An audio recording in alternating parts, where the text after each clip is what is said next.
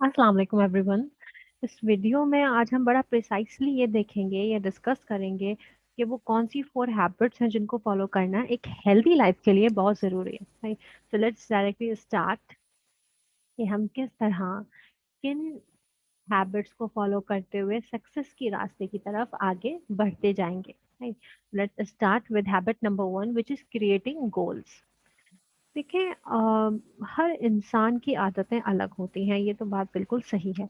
But ये बहुत ज़रूरी है कि जिस तरह हमारी आदतें अलग हैं उसी तरह हमारी हैबिट्स में ये भी इंक्लूड होता है कि हम सक्सेस को किस तरह डिफाइन करते हैं। तो बहुत ज़रूरी है कि आप अपनी सक्सेस की स्केल पे डिफाइन कर लें कि आप किस चीज़ को सक्सेस मानते हैं।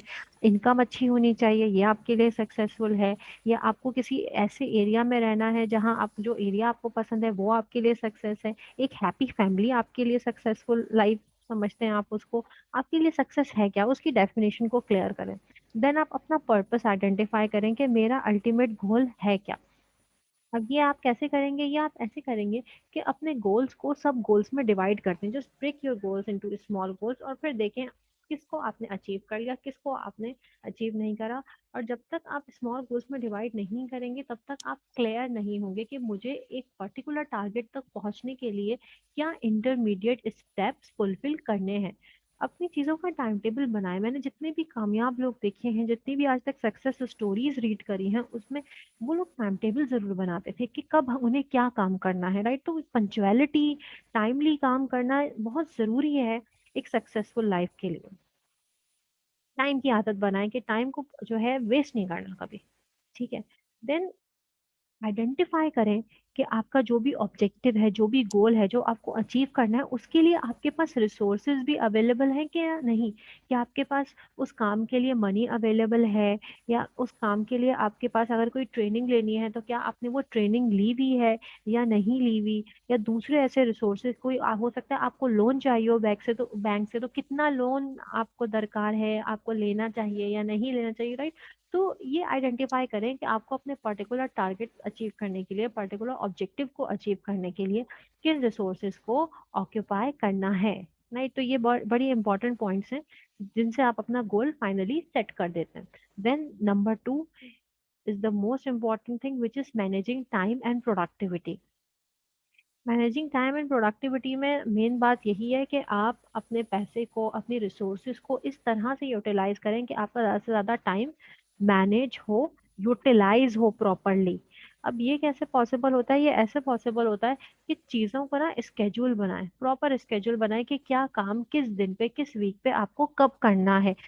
just create a to do list, right? Things to do list, right?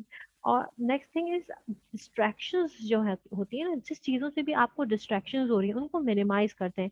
कुछ सोशल मीडिया एप्लीकेशंस होती हैं, बार बार मोबाइल पे मैसेजेस आते हैं, कुछ लोग होते हैं टॉक्सिक लोग जो नेगेटिव इन्वायरमेंट क्रिएट करते हैं आपको हमारे चारों तरफ, उनसे भी बचें।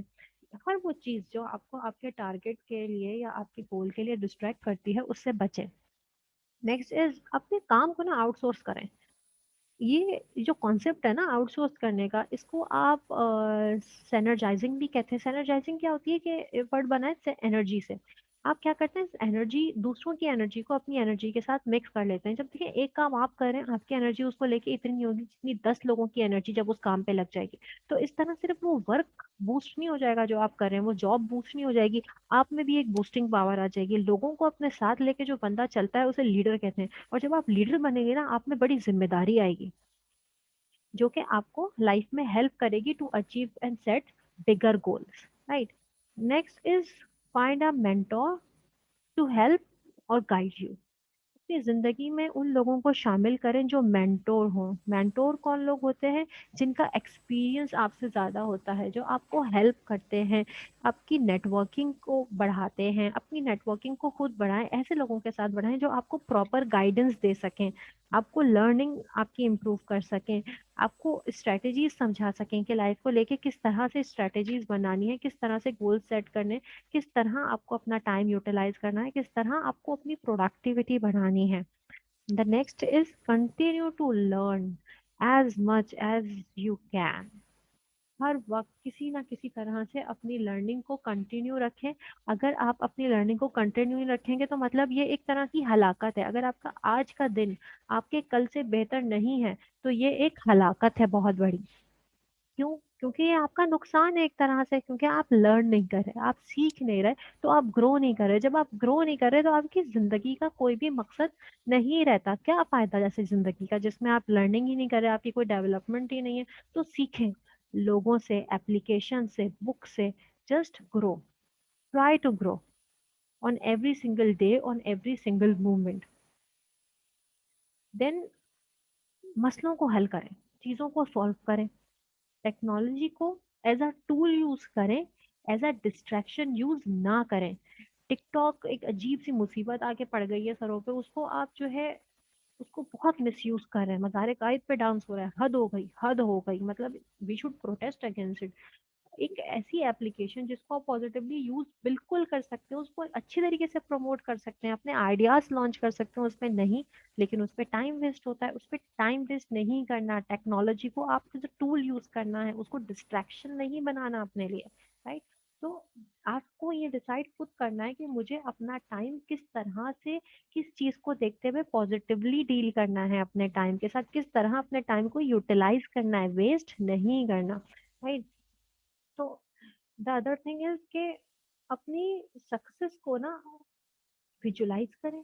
एंड टाइम कैसे आपका और बचेगा इससे, टाइम आप ऐसे देखेंगे कि ऐसे रिस्क लें जो कैलकुलेटिव हो। Take calculative risk. राइट? अगर आप हर जगह रिस्क लेने लगेंगे, हर चीज में रिस्क लेने लगेंगे, अगर ऐसे रिस्क लेने लगेंगे कि आपको पता ही नहीं है कि वहां तक पहुंच भी पाऊंगा नहीं, तो उसका कोई फायदा नहीं है। Always take calculative risk. ऐसे रिस्क लें जिसमें आपके सक्सेस के चांसेस ज्यादा से ज्यादा हो। And always adopt win win strategy. हमेशा ये देखें कि मैं भी, मेरी भी जीत हो और सामने वाले भी जीत, जीत ही हो सामने वाले की भी। हमारे यहाँ क्या मसला है, हम ये कहते हैं कि हम जीते, सामने वाला हार जाए, हमारी खुशी इसमें। एक दफा अपनी खुशी को किसी और की खुशी के साथ, अपनी जीत को किसी और की जीत के साथ एसोसिएट तो करके देखें। जब आप किसी और की जीत की फिक्र करते हैं तो अल्लाह आपकी जीत की फिक्र करता है। इस बात को समझें। जिस दिन आपने ये हकीकत समझ ली, उस दिन आप अपनी जीत छोड़ छाड़ कर दूसरी की जीत में लग जाएंगे, क्योंकि फिर आप अपने आप को नहीं जिता रहे होगे। जब आप दूसरे को जिताते हैं तो फिर अल्लाह आपको जिताता है। इस बात को समझें। The third is setting the right attitude.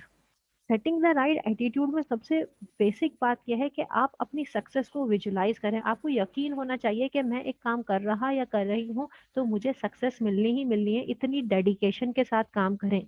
आपको एंड रिजल्ट पता होना चाहिए। जितना ज्यादा आप एंड रिजल्ट को लेके क्लियर होंगे, उतना ज्यादा आप मोटिवेटेड होंगे, उतना ज्यादा आप हाईली इफेक्टिव होंगे, उतना ज्यादा आपका विजन क्लियर होगा। राइट? हाईली इफेक्टिव लोग ही वो होते हैं जो प्रायोरिटाइज करते हैं चीज़ों को, जिनको पता होता है कि हमें क्या काम पहले करना है, क्या काम बाद में करना है, और किस तरह हर काम को लेकर चलना है। राइट? अपने इर्द गिर्द उन लोगों को रखें जो सक्सेसफुल लोग हैं, जो आपको जिनसे आप उनकी सक्सेस स्टोरी शेयर कर सकते हैं, जो आपको मोटिवेट कर सकते हैं। देखें कि उनकी लाइफ को लेके अप्रोच क्या है, उनसे एडवाइस लें। इस तरह अल्टीमेटली आप खुद ही सक्सेसफुल हो जाएंगे। चीजों को लेके क्यूरियस रहें, देखें क्या काम हो रहा है, कैसे हो रहा है, किस तरह से हो रहा है। इस तरह से आप में सेल्फ डिस्कवरी पैदा होती है। देन एक और बड़ी इंपॉर्टेंट चीज कि adjust your expectations for a realistic outcome. आपको हमेशा चीज़ों को रियलिस्टिकली देखना है। जब आप कोई काम करेंगे तो आपके पास क्रिटिसिज्म आएगा, positive negative whatever, but always take the feedback positively. समझें, अपनी गलतियों को एक्सेप्ट करें और अपनी गलतियों से सीखें। ये एक ऐसी आदत है जो जरूर हमें अपने अंदर पैदा करनी चाहिए कि अपनी गलती को एक्सेप्ट करें और फिर उससे लर्न करें। दूसरों को समझें कि दूसरा को ये बात कह रहा है तो क्यों कह रहा है। The fourth one is overcoming failure. अच्छा, ओवरकमिंग फेलियर का एक बड़ा इंपॉर्टेंट पॉइंट है कि लोग समझते हैं कि या तो हमारी सक्सेस होगी या फिर हम हार जाएंगे। कभी भी ऐसा नहीं होता कि अगर हमारी सक्सेस होगी तो अगर सक्सेसफुल हम नहीं होते तो हमारा फेलियर होगा, नहीं। या तो हमारी सक्सेस होती है, या तो हम जीतते हैं, या फिर हम सीखते हैं। सक्सेस का अपोजिट कभी भी फेलियर को ना समझें। या तो हम, हमारी सक्सेस होगी या फिर हम लर्न करेंगे।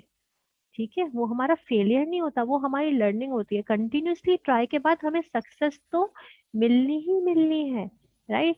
तो हमेशा आप फेलियर को किससे रिप्लेस कर देंगे? सक्सेस से, राइट।